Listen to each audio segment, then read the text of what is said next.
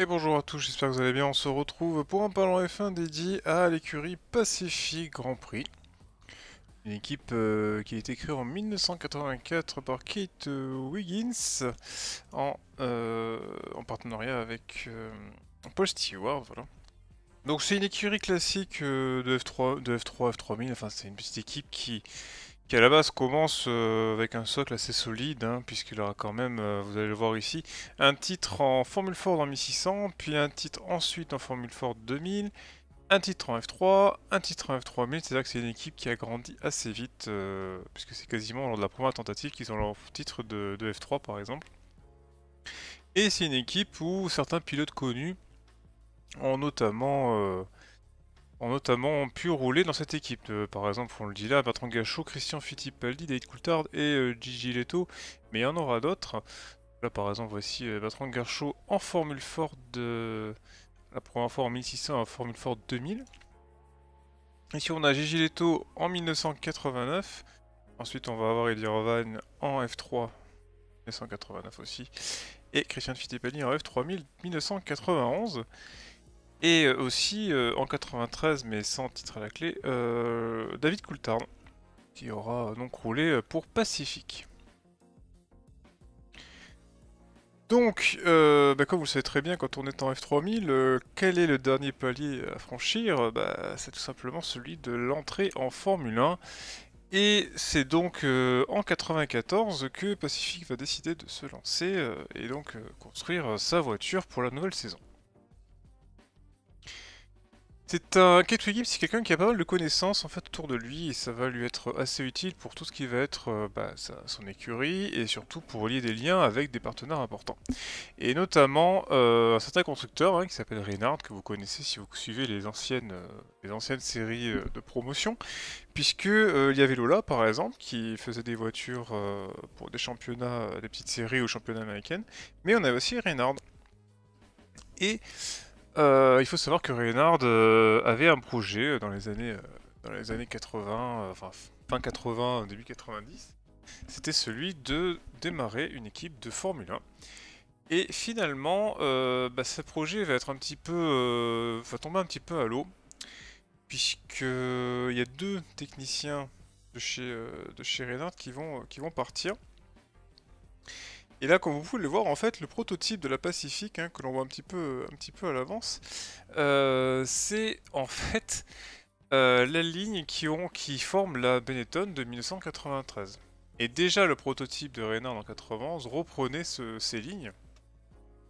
Je reviens en arrière pour vous montrer un petit peu la voiture. Alors là, ce n'est pas forcément celle de 93, évidemment, mais vous remarquerez que ça ressemble étrangement un petit peu à la Benetton de 90, dans son format de deuxième partie de saison, avec le nez un petit peu vers le bas comme ça. Et pour le coup, ils vont s'allier, enfin ils vont récupérer une partie pas de l'effectif, mais du projet en tout cas de Reynard, et qui eux sont partis chez Benetton d'ailleurs, et vont donc démarrer la conception de leur voiture. On peut voir déjà ici, donc pour je fais une image comparative, que c'est vraiment une belle copie de la Benetton des 93. Que ce soit le nez, certes, un poil plus pointu sur la Pacifique, mais au niveau de la prise d'air, on est à peu près dans la même idée. Au niveau de la forme carrée, le nez haut, la partie pour maintenir le support de l'aileron avant. Enfin, il y a énormément de choses qui sont reprises, et honnêtement, quand l'écurie va commencer en 94, on a l'impression que c'est une Benetton qui est le doublon de chez Benetton en fait. Alors pour l'année 93-94, en tout cas à l'intersaison, le problème d'une équipe de F3000 à l'époque, c'est qu'ils n'ont pas beaucoup d'argent. Euh, L'équipe de Formule 1 arrive, on avait rappelé que Syntec avait commencé par exemple avec 5 millions de livres sterling, mais chez Pacific le budget n'est pas grandement plus élevé, peut-être légèrement plus, mais pas tant que ça. Et du coup, elle ne peut pas se permettre d'acheter un moteur récent puisqu'elle n'a pas de partenariat réel officiel avec un constructeur, enfin avec un motoriste. Et du coup, elle va utiliser un moteur Ilmor. Alors c'était un moteur Ilmor qui était terminé en 91.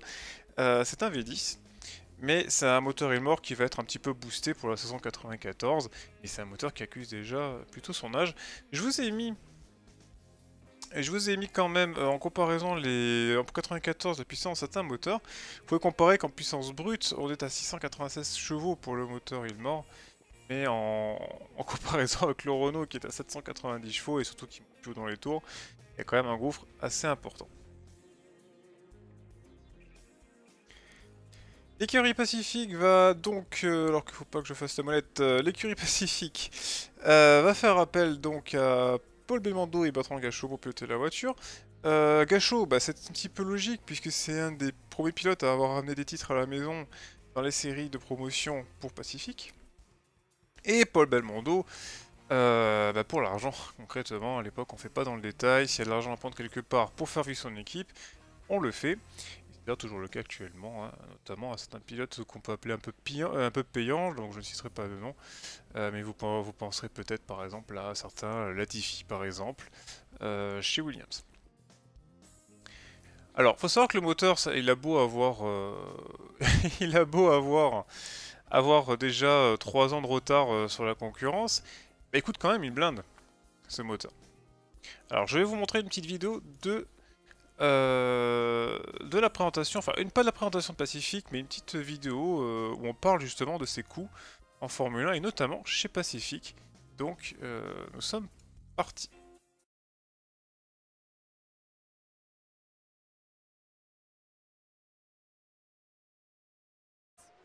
So let's do some sums as to what it's likely to cost. Well, the original car cost around £700,000. Tyres for the season will cost £500,000. The Ilmor engines will cost £2 million.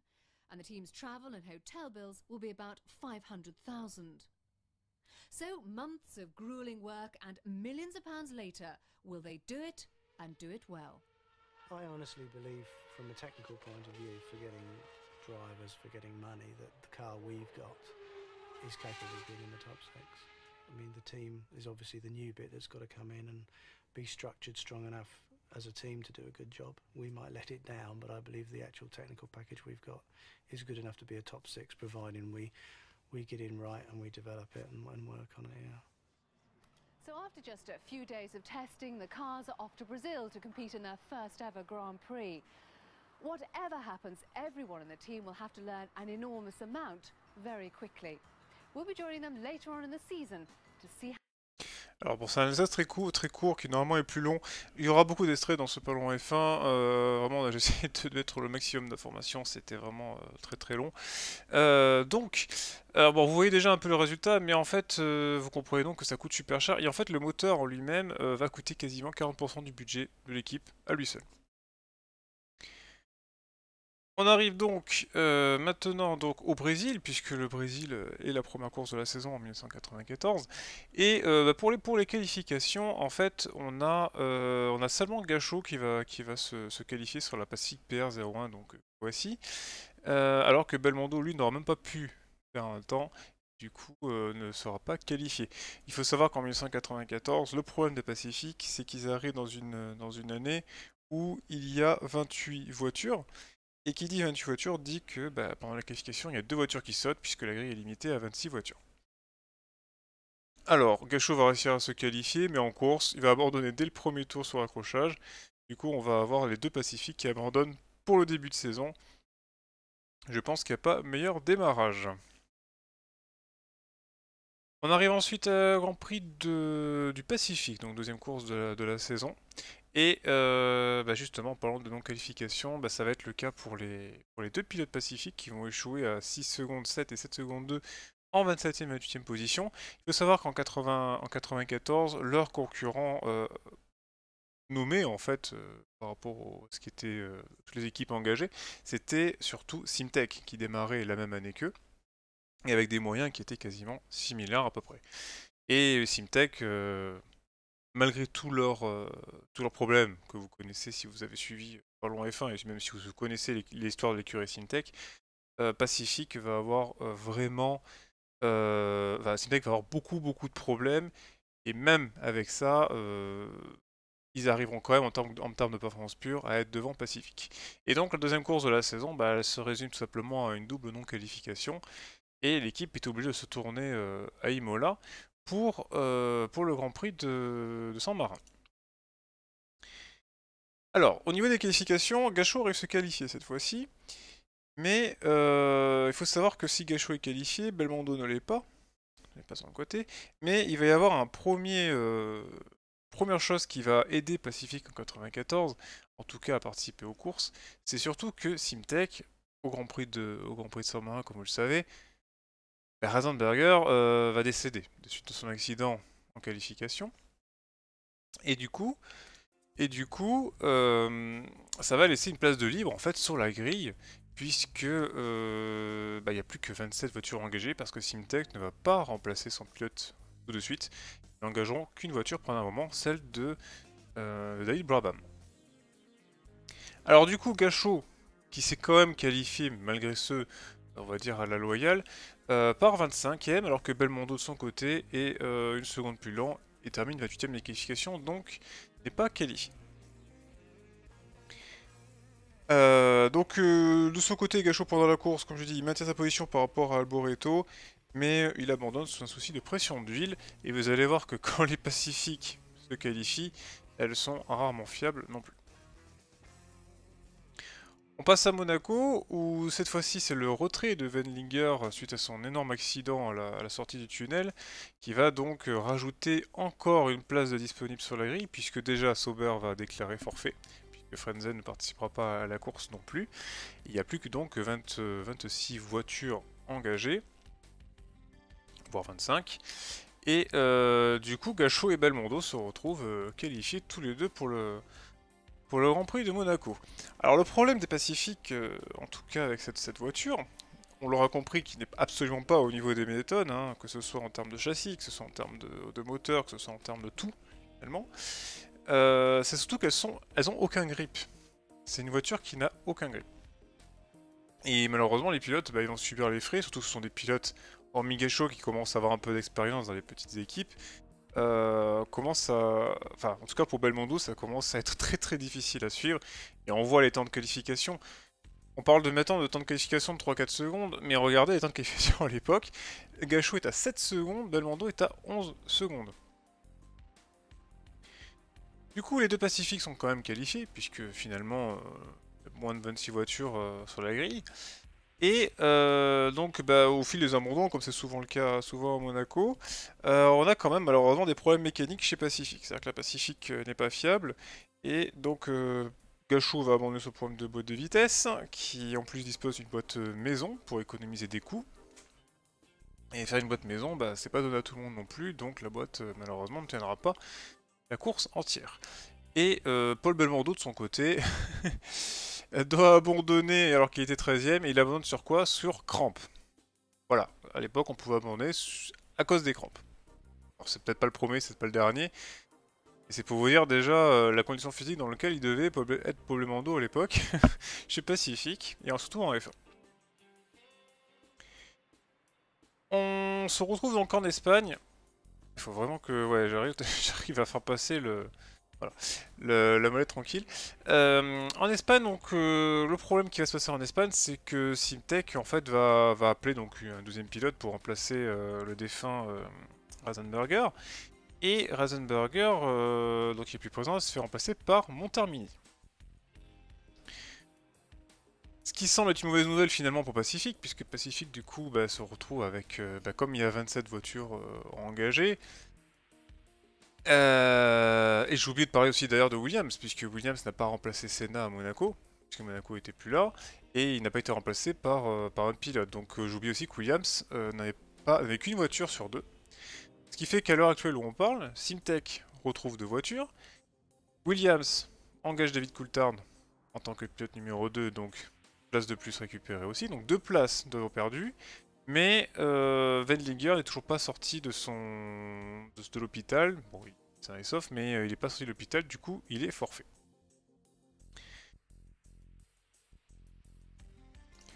On arrive donc pour les qualifications, malgré ce, avec le problème de Montermini qui se fracture les jambes en qualification, à avoir les deux Pacifiques qui peuvent participer à la course en étant 25e et 26e.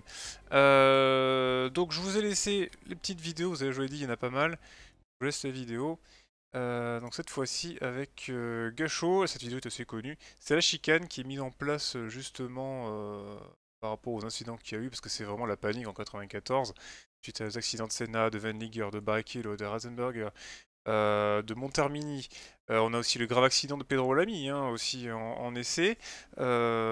C'est vraiment là, c'est devenu fou et la Formule 1 commence à mettre en place des choses de sécurité à l'arrache et notamment une fameuse chicane de pneus en plein milieu du circuit d'Espagne.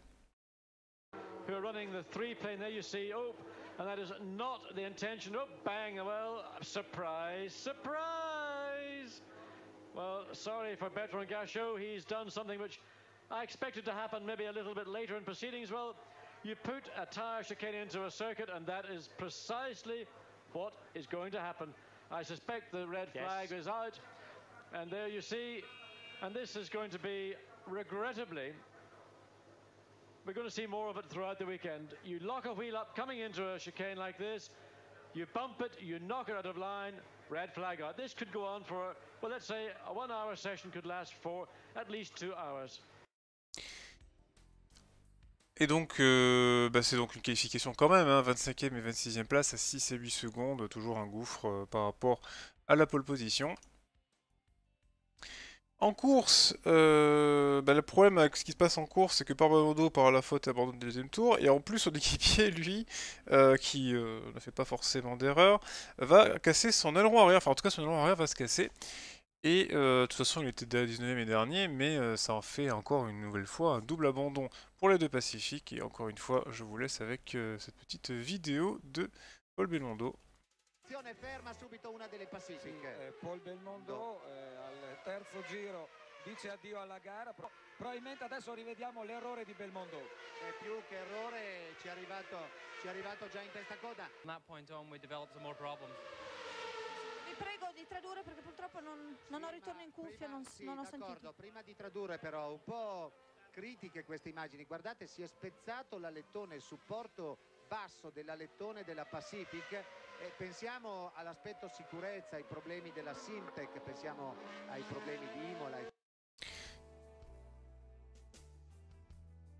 On arrive donc maintenant au Canada. Du coup, Sauber engage de Chejaris pour remplacer Wendlinger. Et ce qui fait qu'il y a une place en qualification qui ressaute à nouveau. Chez Simtech, toujours une voiture, donc il n'y a plus que 27 voitures, enfin il y a maintenant 27 voitures engagées pour les Grands Prix, ce qui fait qu'il n'y a plus qu'une place qualificative potentielle pour Pacific, qui est encore trop loin des Simtech. Et ce qui fait que c'est Belmondo qui va sortir et ne pas être qualifié. Gachot termine bon dernier à 6 secondes 6. Mais comme je l'explique là, il n'y a aucune amélioration que la concurrence. C'est-à-dire que Pacific est toujours aussi loin de Simtech et on ne voit pas de progression dans le team alors qu'on approche de la mi-saison. Pendant la course, Gachot avec un T, vous noterez, il va abandonner donc au 47e passage pour la même raison que ça a un problème de pression d'huile. La fiabilité donc qui ne passe toujours pas. Vous avez trouvé la Pacific, bravo, vous avez un point. Oui, tout simplement parce qu'elle est... Alors si vous l'avez trouvée, elle est... Allez, je vous laisse encore quelques secondes, tatac. Elle est tout au fond à gauche, voilà, c'était facile.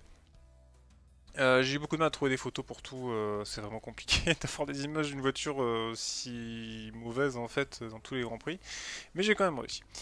Alors, on va du coup passer au Grand Prix de France. Simtech de son côté profite du Grand Prix de France justement pour prendre un pilote français, Jean-Marc Gounon, et du coup on a à nouveau la place, la liste d'entrée qui est totalement complète. On a 28 voitures comme en début de saison. Et bien entendu, qui dit 28 voitures sur la piste, 28 voitures dans les qualifications. Double non-qualification pour les Pacifiques qui vont terminer dernière et avant-dernière à 6 secondes 9 et 7 secondes 5. Gachot toujours devant Belmondo. De toute façon, il va quasiment terminer toujours devant Belmondo. Belmondo est beaucoup plus lent que le pilote belge. Du coup, pas de voiture en course. On passe directement à la suite à Silverstone. Où les deux voitures ne seront à nouveau pas qualifiées, l'écart ne change toujours pas avec Simtech, et les deux voitures ne prendront donc pas part à la course non plus sur le circuit de Silverstone.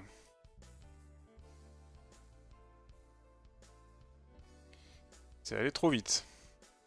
Je me déteste. Ensuite, on arrive en Allemagne, donc pas d'amélioration non plus, puisque le moteur Ilmor manque tellement de puissance que c'est très difficile. C'est très difficile de faire un temps correct. D'ailleurs les Simtek aussi ont beaucoup de mal, hein, les voitures sont assez loin, mais elles sont quand même devant les Pacifiques, ce qui fait que, encore une fois, c'est une non-qualification. Du coup, pas d'image de course de la Simtek, donc je vous ai évidemment mis l'image assez catastrophique et à la fois mythique du départ du Grand Prix de Cannes 94, où on voit Hakkinen qui va rameuter tous les pilotes derrière lui dans le premier virage, et derrière le gros carton entre les équipes de fond de grille. Et au niveau de l'écart avec Simtek, on est à 2 secondes, 6 et 7 secondes, 27e et 28e pour Pacifique. On arrive en Hongrie. Donc c'est un circuit qui normalement devrait un peu plus aider Pacifique, puisque là la puissance du moteur est un petit peu moins importante. Et si l'écart est plus faible avec Simtek, en revanche, en termes de temps par rapport à la proposition, il n'y a pas beaucoup de changements. Gachot est 27e à 6 secondes 6 et Belmondo 28e à 8 secondes. Ce qui fait que Pacifique à nouveau ne fera pas la course de Hongrie. Ensuite, donc ici on a les classifications du Grand Prix de Belgique qui vont se dérouler sous la pluie. Alors ça aurait pu être une chance pour Pacifique de se qualifier hein, finalement, puisqu'il y a le côté un peu plus hasardeux. Mais Gachot n'est pas spécialement bon sous la pluie et Belmondo n'en parlons pas. Les voitures finissent à 13 et 14 secondes. Alors ça paraît beaucoup, mais il faut comparer avec le reste, c'est-à-dire que le Grand Prix de Spa est un circuit très long. Bien sûr, les temps sont plus élevés, les écarts sont plus élevés. Je vous montre la petite vidéo d'un tour en Belgique. Bertrand Gachot now out trying to put himself back into the Belgian Grand Prix. Moved back from 26th to 27th when Christian Fittipaldi got into the Grand Prix. And has gone quicker again, Christian Fittipaldi. Although we missed it on our television screen, Christian is now in 24th position, a 2:30.931. The man on the bubble is Philip Adams in 26th position, while Bertrand Gachot has to do a 2:33, let's say 7, to get into the Grand Prix. The Pacific team that has won in all the categories they've entered cars, now made the grade into Formula One. They've just signed a, as I say, multi-year, multi-million-dollar agreement with the company on the are slightly reduced, so I'm sure Bertrand will try his hardest, he always does, but I think it's probably somewhat forlorn. Well, JJ, you've won 2 championships with Pacific Racing, as it was called then, Keith Wiggins. What are your feelings on him entering Grand Prix racing? Well, actually, we won 3 or 4 championships, but anyway, I'm very happy that Pacific Grand Prix got into Formula One finally, and Donc voici pour le petit extrait. Du coup, les Pacifiques ne vont pas être qualifiés. Et chose, petite anecdote intéressante, c'est pour ça que je vous ai mis une photo des stands d'ailleurs de ce Grand Prix de Belgique, c'est que l'on a, en fait normalement, les équipes ont leur stand classé par rapport à leur position au championnat.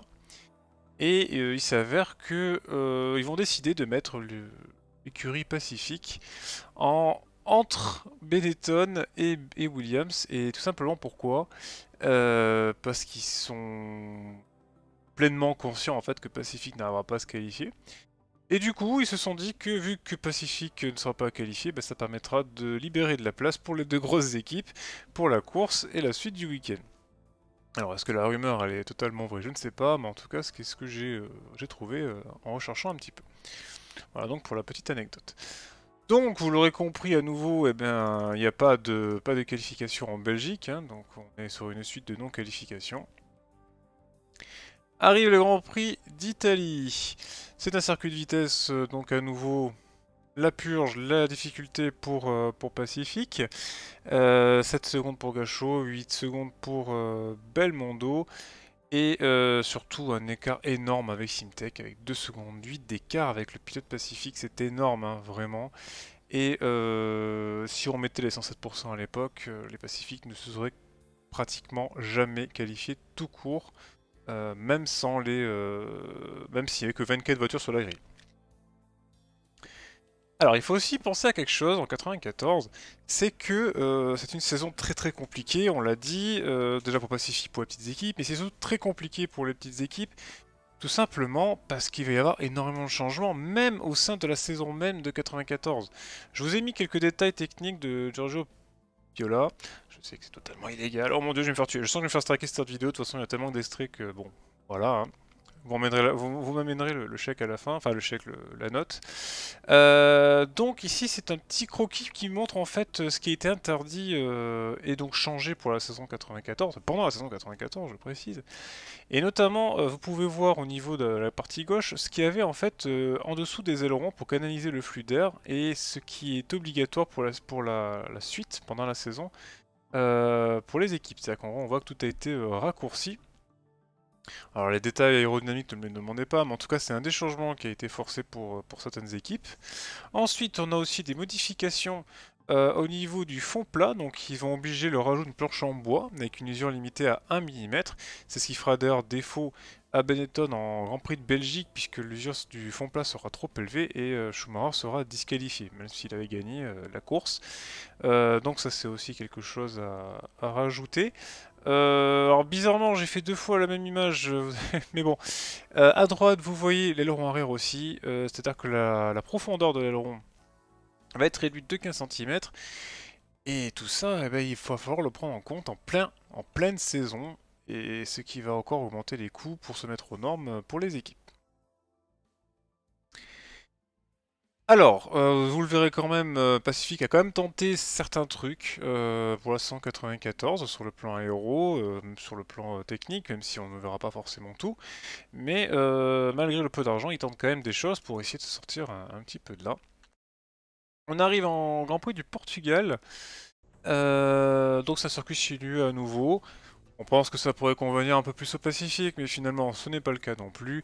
Les deux voitures vont faire à nouveau double non-qualification à 6 secondes et même 8 secondes pour Belmondo, qui n'est vraiment, mais alors vraiment pas au niveau pour la saison. Et je vous montre d'ailleurs une image avec justement une tentative en fait de changement de nez sur la Pacifique. Cette photo n'est pas datée, je vais être franc avec vous, je ne sais pas du tout si elle est de début de saison, milieu de saison, fin de saison. Je pense que c'est plutôt au milieu de saison, puisqu'elle fait un petit peu le mix entre le modèle qui va arriver de fin de saison et le modèle de début de saison. Et donc, qu'est-ce qui va se passer à partir du Grand Prix d'Europe RRS? Eh ben, il va y avoir un nouveau-né pour Pacific.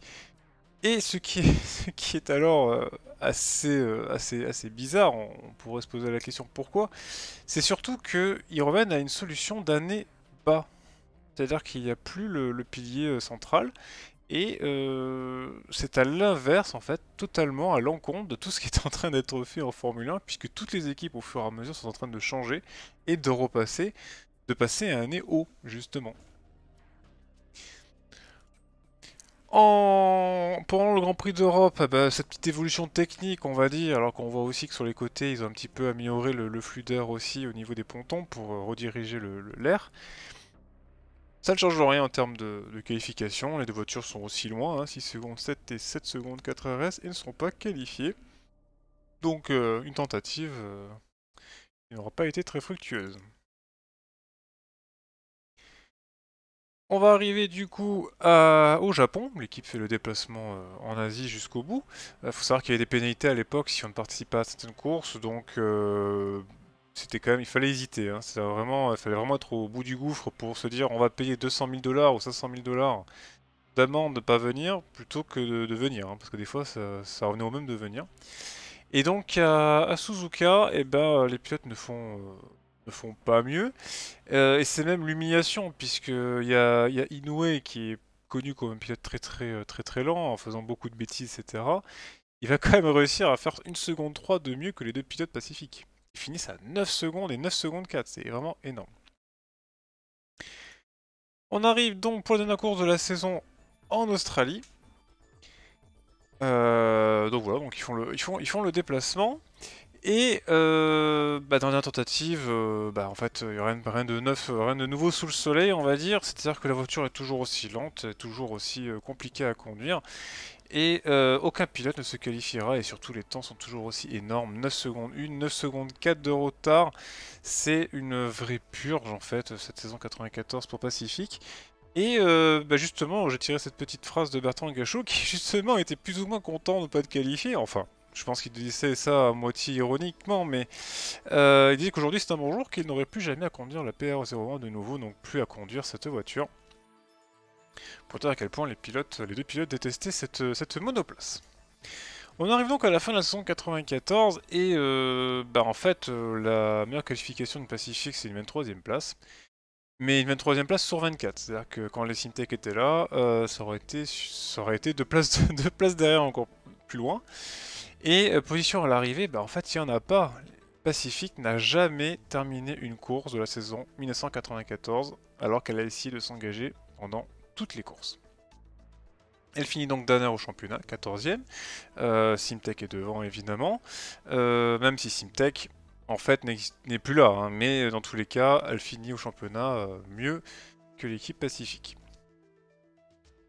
Et du coup, il va falloir commencer à changer tout ça, parce que là, l'équipe Pacific prend un tournant qui s'annonce pas super bien. Mais finalement, il se passe quelque chose d'assez utile pour l'équipe, c'est que Lotus finalement va se retirer, fin 94, hein, l'écurie Lotus qui est totalement au fond du gouffre aussi, qui n'a plus d'argent non plus, et qui tire un trait sur la Formule 1. Et l'équipe Pacific va en fait récupérer une partie du personnel de Pacific, avec sûrement quelques détails, quelques connaissances techniques derrière, pour la conception de la voiture de 1995. Au niveau des pilotes, donc Paul Belmondo est out, est mis complètement dehors. Hein. Enfin, il n'y a pas eu de suite de contrat évidemment suite à ses performances, et c'est Andrea Montermini qui va récupérer le baquet de Belmondo. Alors à la base, il devait être prévu que Pedro Lamy fasse partie de l'aventure, mais finalement, ça ne sera pas le cas. Et donc je vous montre aussi les modifications techniques qui ont été obligatoires pour les équipes suite à ce qui s'est passé avant dans la saison. Voici donc tout ce qui était prévu en termes de modifications héros et de modifications des cockpits pour la saison 95. Et je le rappelle à nouveau, ces changements-là vont être très coûteux pour toutes les équipes, et encore plus pour les petites équipes. Donc on voit quand même qu'il y a des plans d'ailerons, les ailerons arrière sont un petit peu baissés.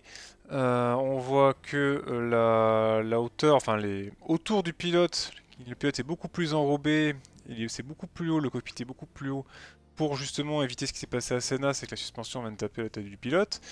On a une élévation à l'arrière de la prise d'air, enfin pas de la prise d'air en tant que telle, mais le capot moteur arrière. Voilà, un rehaussement et le fait qu'on a retiré aussi certains éléments sous les ailerons. C'est donc pendant l'intersaison que la voiture est présentée. Et en plus, bonne nouvelle pour Pacific, la saison 95, même si Forti rejoint la partie, ils vont se retrouver à 26 sur la grille, et du coup, terminé. Les non-qualifications, hurrah, Pacific va pouvoir faire toutes les courses, en tout cas si tout se passe bien, cette saison 95. Alors la voiture, on voit que c'est la voiture de 94 en fait, un petit peu arrondie, ils ont rajouté quelques ailerons sur le côté.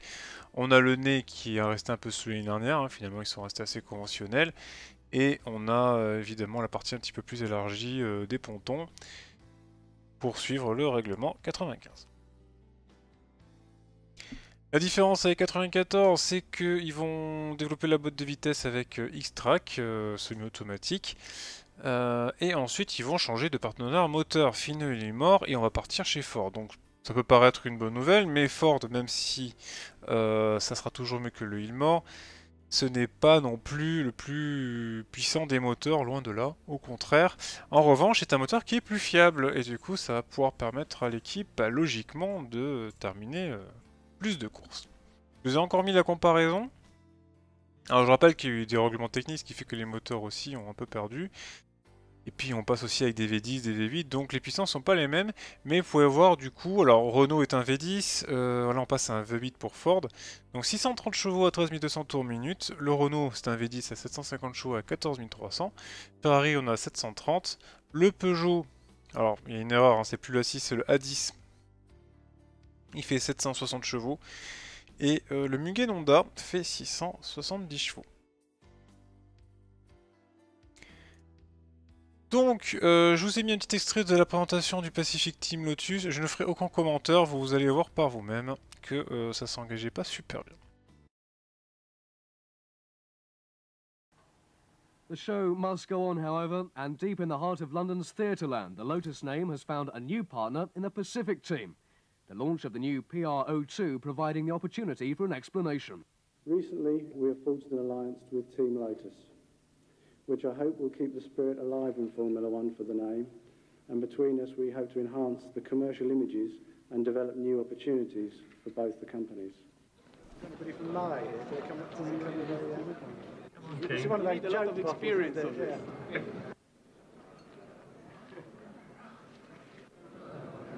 Done now. What can I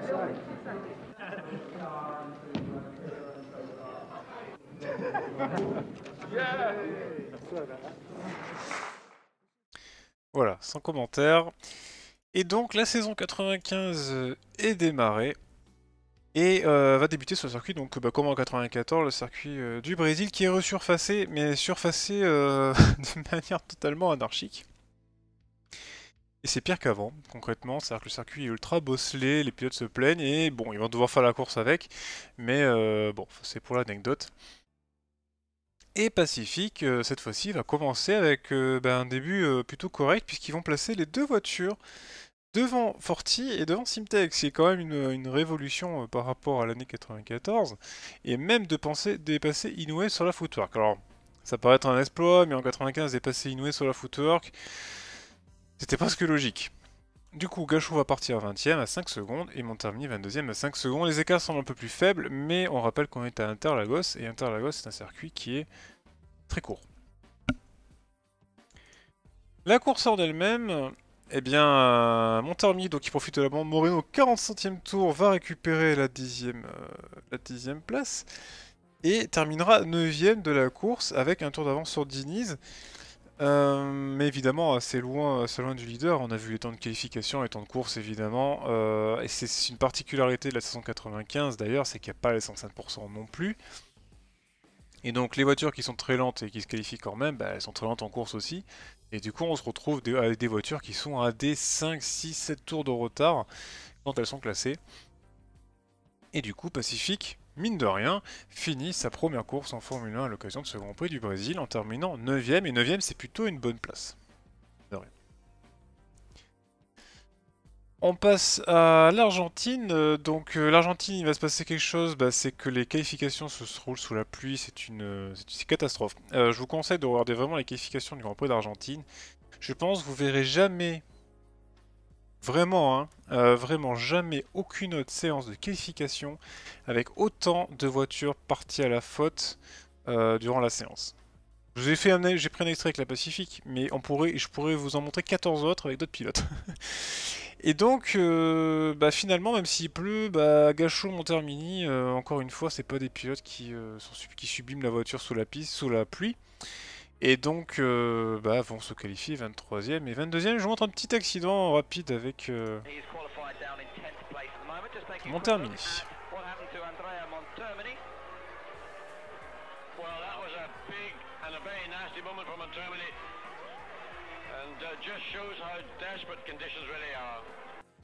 Voilà, donc les pilotes, et ça sera pas le seul à faire ça, les pilotes qui galèrent complètement. Et surtout, il va y avoir, pendant la course, qui se déroule là-bas sur le sec au début, il va y avoir deux départs qui vont très mal se passer, puisqu'il y a beaucoup de voitures qui vont être prises dans deux carambolages. Et étrangement, les deux voitures vont abandonner. Et j'ai quand même cherché à comprendre en vidéo pourquoi elles avaient abandonné. Je n'ai pas eu d'explication. Parce que si on regarde les images du crash, à aucun moment les Pacific ne touchent d'autres voitures. Pourtant, les deux voitures, à un tour d'intervalle, vont abandonner. Et même si elles partaient 22e et 23e, bah donc du coup, ne marqueront aucun point, ils ne finiront pas la course. Je vous montre quand même les temps de qualification, on est à plus 10 secondes et 8 secondes. Mais comme je vous disais, c'était suite au fait que les qualifications étaient sous la pluie, donc il y a énormément d'écart. On arrive du coup à Saint-Marin. Les voitures se qualifient 22e et 24e, et ils arrivent même à dépasser une Simtech. Ça veut dire que du coup Gachot récupère une place et part 22e à 6 secondes 6 et Montermini à 7 secondes 8. Malheureusement à nouveau, Pacific ne terminera pas la course avec un problème de double abandon. Et sur un problème similaire, je l'explique, c'est la boîte de vitesse. Et cette boîte de vitesse, développée donc avec X-Track, ça va être littéralement peut-être ce qui aura le... Hormis en fait à l'entour de la voiture, le fait qu'ils n'ont pas d'argent, etc. Ça va miner en fait quasiment toutes les fois où Pacific va être en position de peut-être glaner quelques positions, ne serait-ce que finir la course, parce que 12 abandons vont être liés à cette boîte de vitesse. Donc les voitures abandonnent au 15e et 36e tour de course, et Gachot, bah voilà, qui était 12e à ce moment-là, en devançant même les deux Minardi, ce qui était quand même une sacrée performance pour la voiture. On arrive en Espagne, donc... l'Espagne, Simtech, en fait, depuis 2 courses, a repris le dessus. Donc, même si en qualification, ils arrivent à dépasser une voiture sur 2, Simtech, à la régulière, est devant Pacific. Donc, se retrouve avant-dernière en performance pure. Il ne reste plus que Forti derrière. Et surtout, la voiture, malheureusement, n'évolue pas, elle ne s'améliore pas, elle ne remonte pas, comme en 94. Et du coup, Montermini et Gachot sont devancés par les pilotes Simtech et font 23e et 24e sur la grille. 6 secondes 6 pour Montermini et 7 secondes 1 pour Gachot. A savoir que Montermini, mine de rien, il va être plus performant que Gachot, alors que Gachot avait battu Belmondo. Alors la triangulaire ne marche rarement, en Formule 1 vous le savez, mais Montermini va quand même être un pilote, alors qu'en 94 on avait un pilote mauvais et un pilote moyen, là on a 2 pilotes moyens, ce qui fait que ça équilibre aussi la saison 95 à ce niveau-là. A nouveau la fiabilité, panne hydraulique pour Montermini, et la boîte de vitesse pour son équipier au 43e tour. Arrive le Grand Prix de Monaco. Alors l'avantage cette fois-ci à Monaco, c'est qu'elles vont être devant les 2 pilotes Simtech, enfin en tout cas Gachot va être devant les pilotes Simtech, et faire une qualification correcte, 21e à 7 secondes, Montermini par contre seulement 25e à 8 secondes. Oui, donc sur la photo, vous pouvez voir qu'à l'arrière, alors c'était très courant à Monaco, sur les circuits avec où il faut beaucoup d'ailerons, c'était de rajouter des ailerons un peu partout. Et Pacific s'était amusé à rajouter un petit aileron à l'arrière, mais Minardi aussi avait ça sur son modèle, et quelques équipes faisaient pareil. Alors, il n'y en a pas beaucoup, mais il y a quelques équipes qui avaient pris le même système. La course en tant que telle, c'est une course à élimination, puisqu'on a à Monaco, donc il y a énormément d'abandons, que ce soit mécanique ou des pilotes qui font des erreurs. Et surtout, malheureusement, il y a un des 2 pilotes, notamment Montermini, qui va, comme beaucoup de pilotes lors du départ, anticiper le départ, et du coup va avoir un stop and go. Seulement, à l'inverse des autres pilotes qui ont eu la pénalité, Pacific va trop tarder pour faire passer le pilote au stand, et du coup il va être disqualifié au 23e tour, ce qui fait que ça élimine une voiture. Quant à Bertrand Gachot, il va être devant le pilote Forti, mais malheureusement sa boîte de vitesse à nouveau va casser, et alors qu'il était 13e, il aurait peut-être pu finir encore plus haut, va abandonner lui aussi.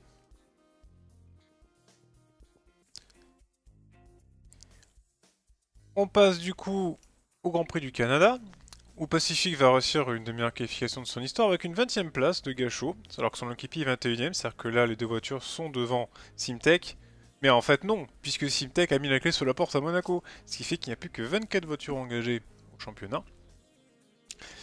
Et donc à part battre Forti, il n'y a plus vraiment de concurrence, puisque devant c'est Minardi, et Minardi est quand même un cran au-dessus.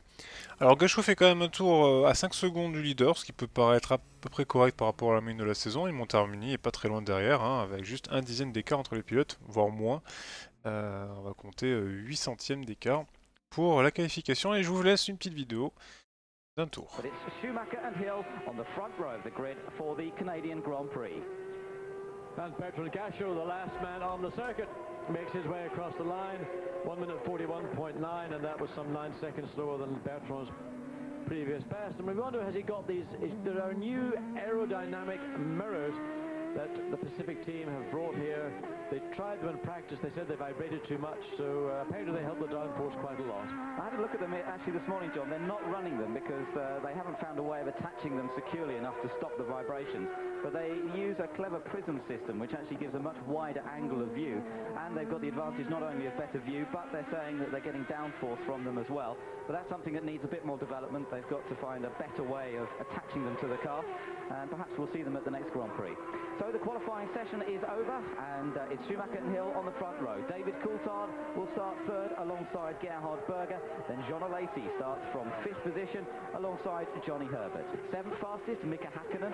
Then 8th, Eddie Irvine, after an accident today when he went off through one of the fast right-left sections, or a spin. Didn't look as though he'd done any damage to the car, but that limited his number of laps to 9 out of 12. Rubens Barrichello, also in the wars today.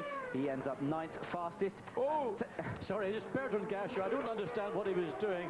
This is a slowing down lap coming in, locked up into the chicane. He is Conan the Destroyer for this afternoon. Bertrand Gachot come up and accepted. So Gachot trailing the plastic cone with him as he returns to the pits, just to give us a bit more entertainment to finish off this session. But there you can see the top 10 places that we were running through, with Mark Blundell finding himself 10th on the grid in the second of the 2 McLarens. We'll take a look further on down the list. 11th fastest, Olivier Panis in the Ligier. Then 12th, Heinz-Harald Frentzen. 13th, Gianni Morbidelli. 14th, Martin Brundle. Then Mika Salo and Ukio Katayama together in the 2 Tyrrells. Pierluigi Martini, Jean-Christophe Bouillon. Then Luca Badoa and Bertrand Gachot with his cone in 20th place. Let's hope that isn't part of the setup for tomorrow on the race itself. 21st, Andrea Montermini in the other Pacific. Then Taki Inoue, Roberto Moreno, and last qualifier, Pedro Diniz.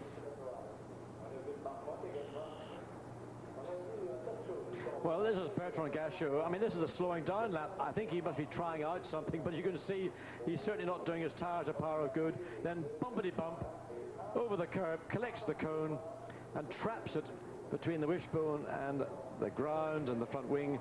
And normally those things do pop out, but just to add injury and insult, Bertrand makes it back with the cone. Et donc, après cette longue vidéo, malheureusement, la petite performance de Gachot, partie 20e, n'a pas servi à grand chose puisque les deux voitures ne finiront à nouveau pas la course pour les mêmes problèmes de boîte de vitesse, en tout cas pour Montermini. Et cette fois-ci, on change un petit peu, on innove chez Pacific pour un peu le problème de batterie pour Gachot au 36e tour. Arrive le Grand Prix de France. Donc les Pacifiques sont devant les deux Forti, pardon, mais l'écart semble se réduire entre les deux équipes. Et malheureusement, Pacific de son côté n'améliore pas ses performances par rapport aux écuries devant elle. Et donc Gachot quand même et Montermini partiront 21e et 22e à 6 secondes 2 et 6 secondes 4 du poleman.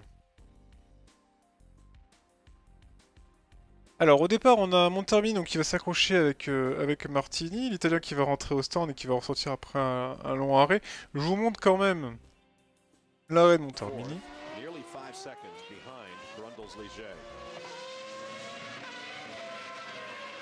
Andrea Montermini.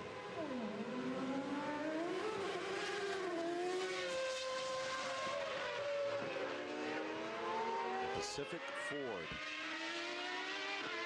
His teammate Bertrand Gachot, a year and a half with the team, still looking for his first race finish. Unhappy day for the Pacific. Et donc cet arrêt en fait qui va durer à peu près 5 minutes malheureusement sera assez problématique puisque je me rends compte que j'ai squeezé quelque chose.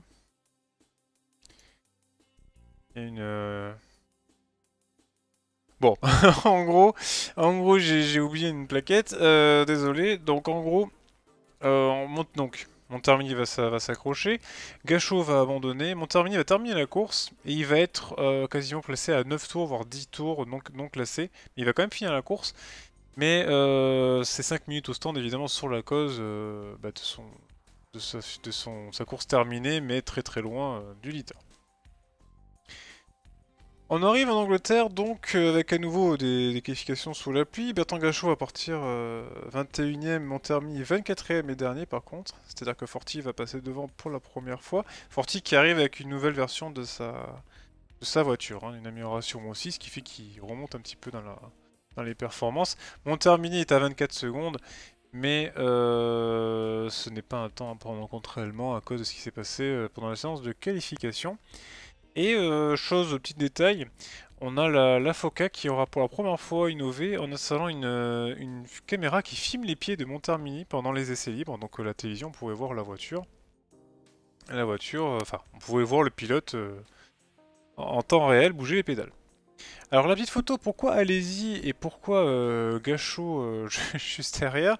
Il faut savoir qu'Alesi en fait est parti à la faute et a failli rentrer dans une des Pacifiques. Et lors de son retour au stand, il y a une Pacifique qui est rentrée aussi. Il a failli rentrer dans la Pacifique, mais Alesi en fait, en tant que... Je sais pas comment on pourrait expliquer ça, mais un peu gentleman, alors que normalement il devait avoir une pénalité pour la Pacifique qui... il y a un écart de vitesse tellement élevé qu'il a fait avoir un accident. Et Alesi s'est dit non, c'est bon, il n'y a rien. Pas besoin de mettre une pénalité, surtout qu'en plus c'est une équipe qui... Enfin en gros il expliquait qu'il manquait tellement de moyens que c'était pas le moment de leur donner une pénalité en plus par derrière financière, ça les aurait encore plus enfoncés. Donc chapeau à Alesi pour ce commentaire. Pour la course, Montermini donc va abandonner de lui-même en partant à la faute au 21e tour. Gachot par contre va enfin terminer cette fois-ci en 16e position à 3 tours du leader. Alors que là on voit Inoue qui est parti en tête à queue, hein, ça sera pas la première fois ni la dernière. Et donc voilà, enfin un retour sur la ligne d'arrivée pour Pacifique.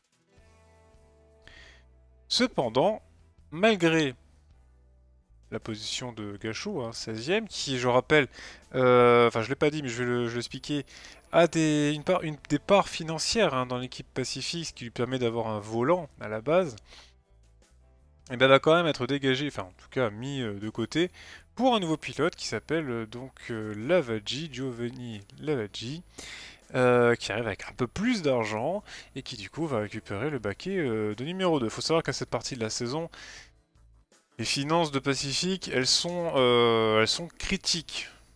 Et elles vont l'être encore plus.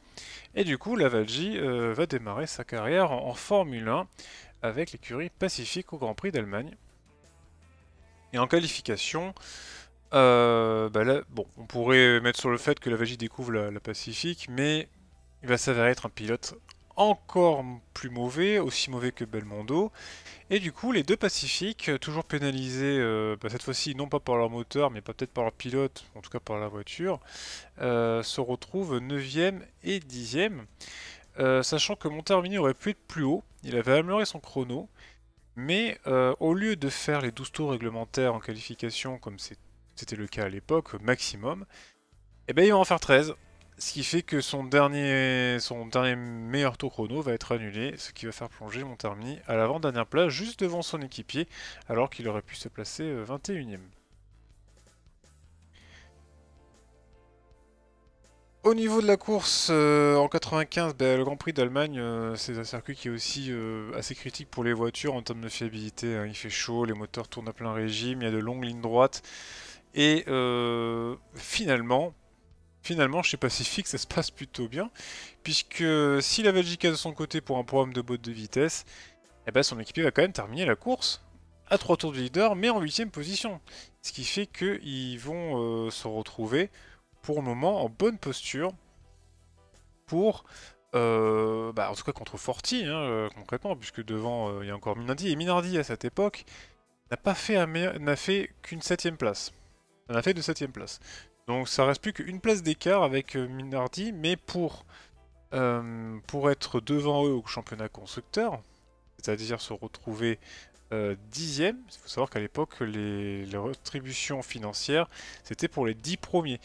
Et les 10 premiers, en fait, avaient le droit d'avoir tous leurs frais de transport, donc tous les frais logistiques, remboursés. La 10e place était critique dans les années 90 à cause de ça. Vous finissiez 11e, c'était mort. C'était mort, vous devez payer tout ce que vous avez payé pour la saison dans les 10 premiers. Ouf, un poids en moins financier. Et donc ils vont finir 8e, mais c'est pas suffisant puisque Minardi pour le moment est encore devant eux. Par contre, ça les place devant Forti et ils se retrouvent quand même 11e, ce qui est déjà pas mal.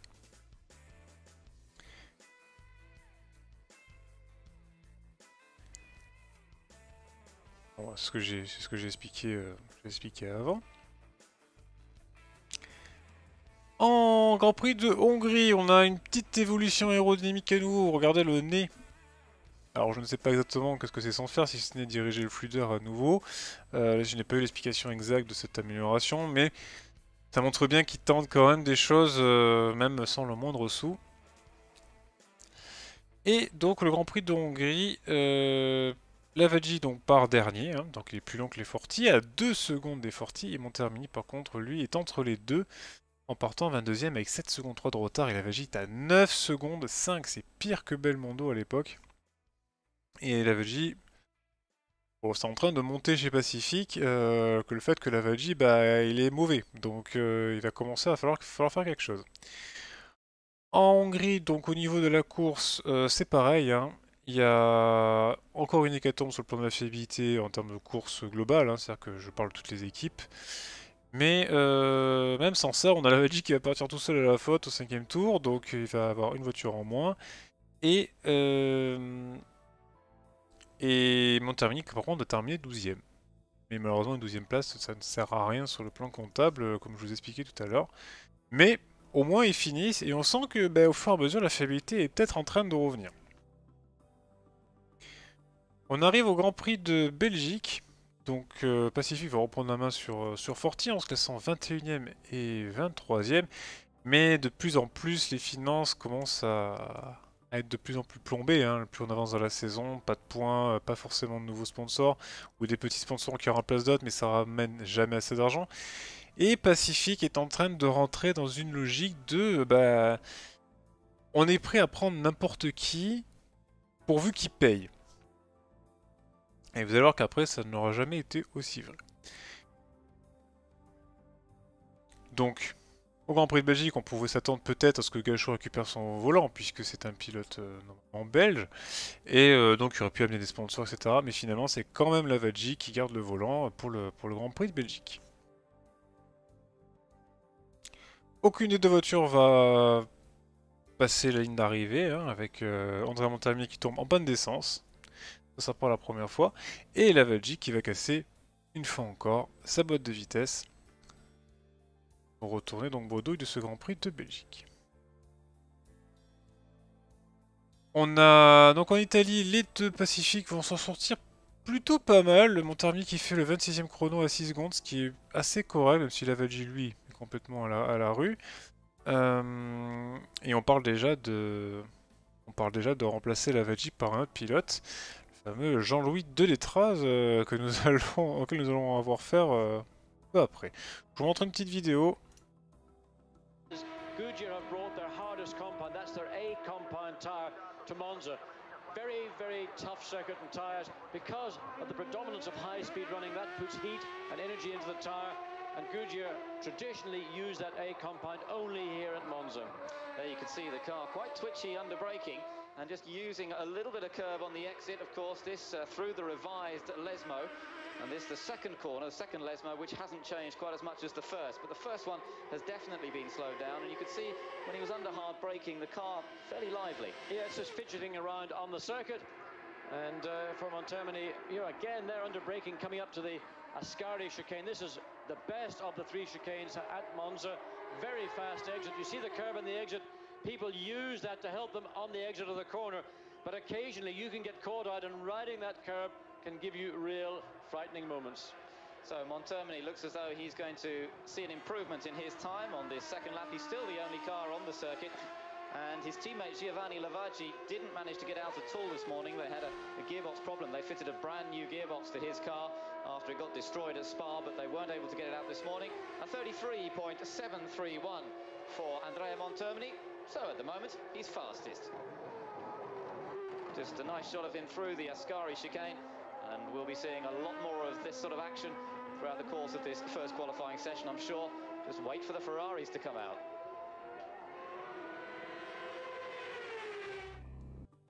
Et donc vous aurez vu, pour la première fois, on a vu une Pacific en pole position. Bon, ça sera évidemment écourté très rapidement, puisque c'est un des seuls pilotes à avoir roulé à ce moment-là des vidéos. Mais voilà, donc voilà pour la petite tour avec la Pacific à Monza. La course en 95, bah, elle va être assez vite vue hein, pour les pilotes. Il va y avoir un carambolage dû à l'erreur en fin dans les variantes Ascari. De David Coulthard qui va donc créer un mini carambolage derrière et dont Montermini va être impliqué. Et de son côté, Lavaggi va abandonner quelques tours plus tard sur tête à queue, ce qui fait qu'à nouveau bah, les deux pilotes pacifiques sont out pour le Grand Prix d'Italie.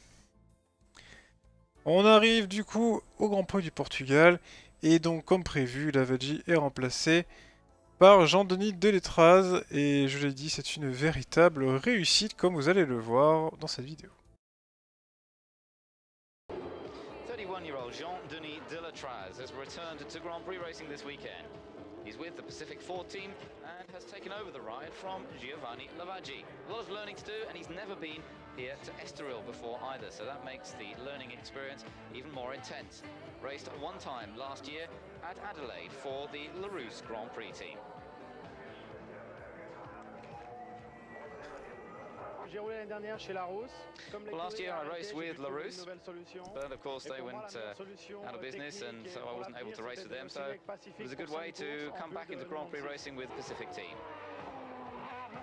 Jean-Denis Deletraz finding his feet at the moment in the team and with Formula One, trying to get used to the very short braking distances required. And last couple of years, he hasn't been racing quite so regularly, but a very experienced exponent of Formula 3000.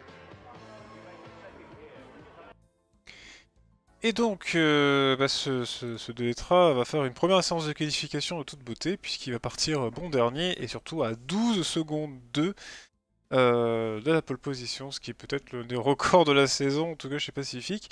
Montermini, à la régulière en tout cas, Montermini partira à 21ème et se place quand même devant les deux Forti à 5 secondes 6, ce qui est correct, mine de rien, c'est un temps plutôt pas mal. Au niveau de la course, on a malheureusement un double DNF, hein, avec Montermini qui va casser à nouveau sa boîte de vitesse, et Deletraz qui va abandonner pour crampe, lui aussi, décidément. Les pilotes numéro 2 chez Pacific ont un problème assez commun, et surtout qu'il a à peine fait 14 tours, donc c'est assez extraordinaire. Et en plus, en course, il est, en tout cas son meilleur tour en course, si on compare au leader. Sachant qu'on n'est pas comme maintenant où on pouvait prendre le meilleur tour en course en s'arrêtant 2 tours avant la fin. Non, à l'époque, les meilleurs tours en course, c'est un peu plus de logique. Là, il est à 11 secondes plus lent dans son meilleur tour que Coulthard, ce qui est vraiment énorme. Et du coup, pas de points à l'arrivée pour les deux pilotes pacifiques. À nouveau, décidément, ça enchaîne. On arrive au Grand Prix d'Europe et Montermini qui fait une belle qualification en partant 20ème sur la grille à 5 secondes 9, alors devançant le classique Inoue sur la footwork. Deletraz progresse légèrement, il n'est plus qu'à 3 secondes de son équipier à 9 secondes 115. C'est totalement de l'ironie, vous l'avez compris. Et en course, Montermini s'en sort plutôt pas mal sur ce Grand Prix du Nürburgring, il est à un moment même 14ème. Mais vous allez le voir pendant son ravitaillement, il va se passer quelque chose. $4 million. So Gerhard Berger took a pay cut because he said he did not want to drive with Michael Schumacher. And there's a scary moment for the fueler of the Pacific car, and the driver knows something happened, but he completely bowls over his fueler. And Bouillon. Alors j'espère que je vous ai pas fait un air rap, ceux qui avaient des écouteurs, j'aurais dû prévenir avant. Mais en gros voilà, donc la voiture va partir trop tôt, ce qui fait que le mec qui est en train de ravitailler, il va se faire renverser derrière, il va être blessé, il va partir à l'hôpital. Bon, il y aura quelques blessures, une fracture surtout, mais il n'aura pas sa mise en danger pour autant, mais ce qui est quand même assez grave. Et sur le plan sportif, sur le plan court, ben, malheureusement, vu qu'il n'a pas refuel assez longtemps, eh ben, Montermini va abandonner sur panne d'essence. Et des traces, par contre, a quand même terminé la course à 7 tours du leader. Alors je vous ai pas mis cette fameuse vidéo que tout le monde connaît. C'est une vidéo où on voit justement la lutte entre Damon Hill et Schumacher. Même Alesi d'ailleurs, sur l'emploi du Nürburgring, Alesi qui a fait gagner la course à 4 tours du 8. Tout simplement parce qu'on voit de les traces dans la descente faire des zigzags. Je n'ai pas l'explication exacte sur ce fait-là, mais bon, vous pouvez retrouver la vidéo sur YouTube, il n'y a pas de souci. Donc, double abandon à nouveau pour Pacific lors du Grand Prix d'Europe au Nürburgring. On arrive au Grand Prix du Pacifique, chez Pacific, décidément. Et ça y est, hein, Pacific, là c'est la fin de saison, on arrive au Japon. Et Japon, c'est le traditionnel remplacement des équipes, des petites équipes, par des pilotes japonais qui sont blindés. Et qui font leur petite course façon pilote privé. Et ramènent de l'argent aux petites équipes. C'était le cas pour d'ailleurs Inoue en 94 chez Syntec. Et ici, ça va être le cas d'un pilote qui s'appelle Katsumi Yamamoto. Alors pas confondre avec Katsu, vous savez qui fait un autre métier, je vous en doutais. Enfin, en tout cas, elle n'est pas dans la voiture en ce moment-là. Et en fait, c'est bien cette histoire, sauf que entre temps, la FIA a augmenté, comment dire, la super licence est beaucoup plus difficile à obtenir. Et Katsumi Yamamoto, en fait, n'obtiendra pas sa super licence.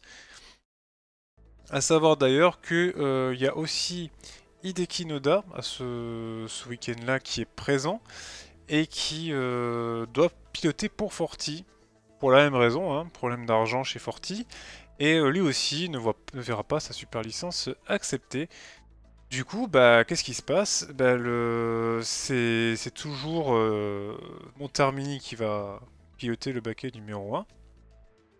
Mais ça sera Gachot qui récupère sa place finalement. Comme c'était le cas quelques grands prix avant que deux pilotes lui piquent son baquet. Deletra est mis à la porte évidemment parce qu'il est encore plus mauvais que Lavaggi, qui lui-même était plus mauvais que Gachot. Décidément on tombait dans la médiocrité. Et là on revient un peu avec une paire de pilotes un peu plus saine on va dire. Et malheureusement Pacific niveau financier, c'est vrai, là on est vraiment au fond du fond, il n'y a quasiment plus rien.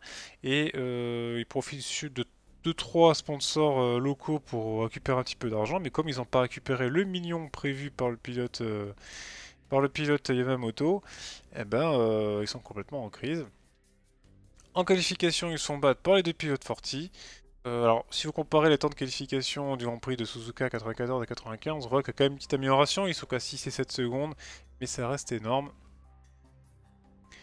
Et enfin, au niveau de la course, les deux pilotes vont finir sur un double abandon. Gachot va avoir un problème de boîte au bout de 2 tours à peine. Et en plus, son équipier qui n'a pas de chance, et pas la transmission au 14e tour. On arrive au Grand Prix, alors dans Pacifique, mais le Grand Prix Pacifique, c'est le Grand Prix d'Okayama. Le Grand Prix d'Okayama, c'est au Japon, ce qui fait que juste après, il y a le Grand Prix du Japon, donc encore une chance de récupérer un autre pilote. Mais cette fois-ci, on part sur le côté un peu plus interne à l'équipe, avec le projet de Yamaha de fournir en fait aux équipes qui n'ont pas trop de moyens les moteurs de 95 pour la saison 96. Et Pacific, par exemple, fait partie de ces équipes qui sont mentionnées justement pour récupérer ce moteur. Et pourquoi elle est sur les rangs alors que c'est une équipe qui est vraiment moins forte que d'autres équipes qui étaient concernées? C'est tout simplement parce que Pacific a des affinités avec Tokyu depuis plus d'1 an. C'est une compagnie ferroviaire japonaise qui fait des trains, au passage, et qui est immensément riche. C'est vraiment une grosse entreprise. Mais Kate Wiggins pour le moment donne pas son accord. Et autant faire dès le début, cet accord n'existera jamais, enfin ne sera jamais signé avec Yamaha pour la saison 96. En qualification, on a Montermini donc, qui domine son coéquipier à nouveau, hein, en plus de 2 secondes, ce qui est énorme. Par contre, vous voyez ici 10 secondes de retard, 8 secondes de retard. C'est vraiment beaucoup. Alors certes, il y a eu la pluie qui n'a pas trop arrangé les choses. Mais Montarmini part quand même 20e, ce qui est plutôt correct. Et surtout qui est devant les Pacifiques. Les Forti, pardon. Alors la course en 95, c'est comme en 94, on a la pluie. Et Montarmini va partir à la faute malheureusement. Et bon, il part à la faute, Bertrand Gachot avait déjà abandonné 10 tours plus tôt pour avoir cassé son arbre de roue. Je vous montre la petite vidéo au passage. Вот тем временем нам показывают, как автомобиль команды Pacific. Сейчас мы уточним, кто это. Не исключено, что это Бертран Гашо. Voilà pour la petite sortie de Montarmini. Et du coup, double DNF pour Pacific, once again. On arrive au dernier Grand Prix de la saison en Australie. Et sur les 13 équipes qui ont participé au championnat, Pacific pour le moment est 11e. Parce qu'ils ont la meilleure position finale comparée à Forti. Et Simtek ne comptera pas vraiment puisqu'ils sont complètement jetés l'éponge. Donc on considère qu'ils sont 11e et Forti est 12e sur 13. Cependant, Pacific a toujours besoin autant d'argent, va tenter sa chance avec un pilote qui s'appelle Gavin. J'ai oublié son prénom, Gavin. Et malheureusement, pareil, hein, pour une grosse somme, pourrait participer à une course de Formule 1, mais sa super licence va être refusée lui aussi. Et Gachot conservait sa position, mais sauf que cette fois-ci, c'était pour remplacer Montarmini et non Gachot. Le problème, c'est que Gachot, maintenant, il en a marre. Ça fait 2 ans qu'il est chez Pacific. Il n'arrive même pas à piloter des fois une saison entière. Et en plus, Pacific s'embourbe inlassablement dans ses finances sans s'améliorer. Et du coup, il va claquer la porte à la fin de la saison et retirer les billes financières qu'il avait dans l'équipe. En qualification, les 2 Pacifiques sont battus par les Forti. Alors elles partent pas à 24e et 23e tout simplement parce que malheureusement le pauvre Hakkinen en séance qualification, je crois que sur un essai, il est tombé dans le coma hein, avec son grave accident, donc il ne participe pas à la course. Mais en réel, ils sont derniers et avant-derniers à 6 secondes 1 et 6 secondes 4. Et en plus, 2 secondes séparent les Forti des Pacifiques. Et en plus, ça donne la course de la saison. C'est quand même très important par rapport à ce que j'ai dit avant, c'est-à-dire pour le classement final au championnat. Le Grand Prix d'Australie est une purge en termes de fiabilité. On a même Panis qui va réussir à tenir son moteur qui est en train de fumer jusqu'à la fin de la course. Et Gachot va terminer la course finalement, alors que c'est une des courses la plus dure au niveau de la fiabilité. Il va terminer en 8ème place. Malheureusement, il va terminer dernier. Et dernier, qui a-t-il devant lui en 7ème place? Eh ben c'est Diniz sur la Forti. Et qu'est-ce qui se passe du coup à ce moment-là? Eh ben Pacific, dans la dernière manche du championnat, perd sa 11ème place finale et se retrouve 12ème. Du coup, il se retrouve bon dernier puisque Simtek n'existe pas.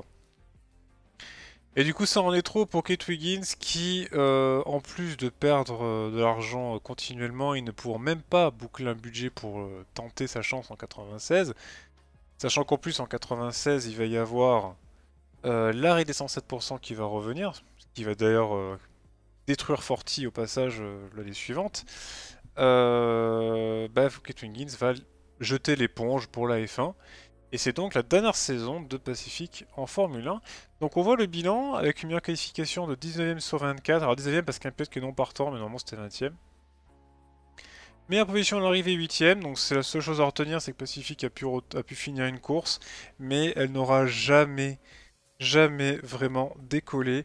Même avec plus de moyens techniques, même avec une voiture un peu mieux, avec plus de fiabilité, enfin un poil plus de fiabilité. Cette équipe n'a jamais décollé et c'est pour ça qu'elle fait partie d'une des pires équipes de Formule 1 d'ailleurs. Alors l'équipe donc qui va arrêter la Formule 1 retourne en F3000 hein, pour 2 saisons, mais la saison 96 et 97 n'est pas spécialement super. Et du coup, voilà la photo. Alors c'est Crisio D'Amata hein, qui est sur la Pacifique, d'ailleurs, au passage que qu'on a pris en image. Mais ils vont laisser tomber. Et ils vont même faire une tentative au 24 heures du Mans en 97. Ils vont faire un partenariat, on va dire, avec BRM. Mais malheureusement, dans cette course de 97, la voiture va abandonner dès le 6e tour. Et la saison 97 va sonner le glas final de la participation de Pacific en sport automobile. C'est donc terminé pour l'écurie Pacific Grand Prix fin 97. Et Kate Wiggins du coup va partir chez Lola aux États-Unis, voilà, donc aux States. Et c'est donc terminé pour leur histoire. Donc bah, vous avez compris, hein, pas besoin d'en dire plus. C'est une équipe qui a fini un peu comme Simtech, mais qui a tenu un peu plus longtemps, qui a moins bien démarré que Simtech, qui a un peu mieux fini, on va dire. Mais finalement, on n'aura pas réussi à marquer un point en Formule 1. C'est une équipe qui aurait peut-être pu aller plus loin, mais malheureusement n'avait pas assez d'argent dès le départ pour continuer, et surtout est arrivé au mauvais moment. Les 107% en 96, l'évolution technique entre 94 et 95, les non-qualifications avec les 28 voitures en 94.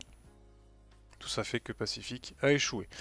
Alors, si vous voulez voir le site web de Pacific, qui est encore... il est plus en ligne, hein, mais qui était encore en ligne jusqu'en 2016 au passage. Oui, ils avaient un site web Pacific en 94, ils avaient un site web les gens. Alors qu'en 94, on parle du début, enfin c'est vraiment la première année où on parle d'internet un peu en grand public, voilà. Donc c'était quand même énorme. Les mecs ils avaient pas d'argent pour faire des voitures, mais ils avaient un site internet.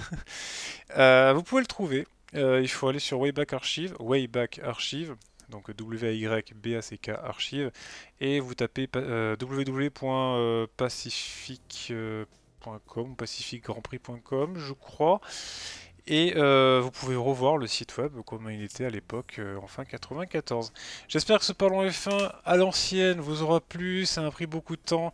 J'aurais aimé qu'il soit peut-être plus dynamique, peut-être, voilà, mais bon, c'est comme ça. En tout cas, j'espère que ça vous a plu. N'hésitez pas à laisser des commentaires. Il y a sûrement peut-être 2-3 erreurs dans le lot. Voilà. Je vous dis à la prochaine pour un autre épisode. Ciao tout le monde.